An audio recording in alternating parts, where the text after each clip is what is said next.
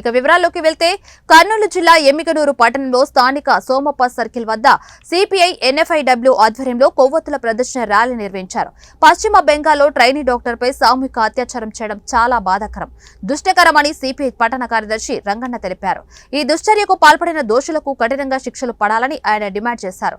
Trainee doctor మృతి పట్ల సంతాపం తెలుపుతూ కొవ్వొత్తుల ర్యాలీతో సోమప్ప సర్కిల్ వద్ద నివాళులు అర్పించారు. ఈ కార్యక్రమంలో సిపిఐ నాయకులు, ఏపీ మహిళా సమైక్య హోమియో, ఆయుర్వేద డాక్టర్లు పాల్గొన్నారు.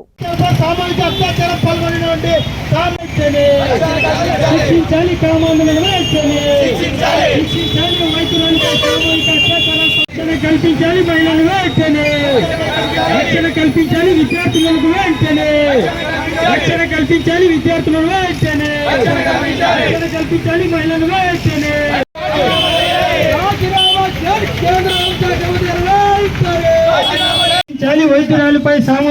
వైద్యురాలపై సామూహిక అత్యాచారాలు పాల్పడిన వ్యక్తులు వెంటనే